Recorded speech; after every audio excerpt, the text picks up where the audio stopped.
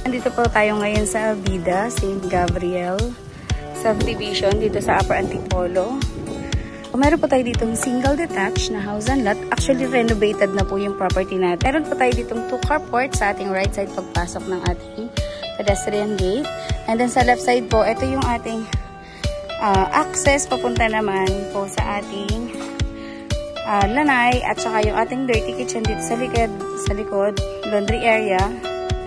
Ayan. Actually, makakaikot ka naman po all around the properties. Then, proceed po tayo sa ating main door. Wow, yung ating papaya. Pwede na tayo magtinola. Hingi tayo na. Pasok po tayo sa ating main door. Renovated po yung ating properties. Pagpasok natin, ayan, bagong repaint lang po. Napalitan na din yung mga ilaw. And before naman po natin i-turn over yung property, meron pa rin naman po tayong punch listing na tinatawag. Ito yung living. And then yung ating dining room, dining area. And then yung kitchen. Meron po tayong storage room dito sa ilalim ng hagdan.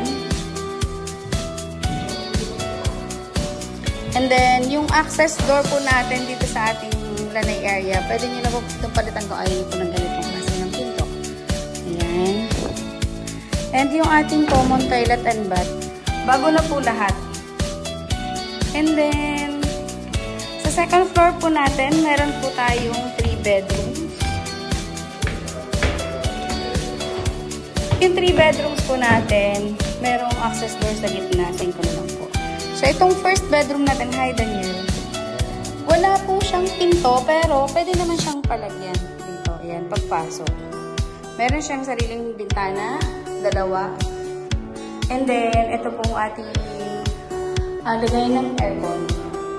Wala lang siyang built-in cabinet. And then, sa second bedroom, ito po yung second bedroom natin.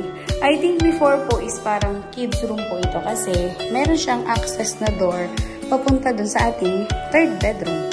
Itong third bedroom po natin, ito yung main door. So, ito yung ating master. Ayan. Meron po kasi siya dito, sariling toilet and bath. Well, actually, dito po sa may likod na to, ayan, dahil wala naman po pwede siyang lagyan ng pinto instead na ito yung gamitin kung halimbawa po at nabibili niyo yung property. Ayan.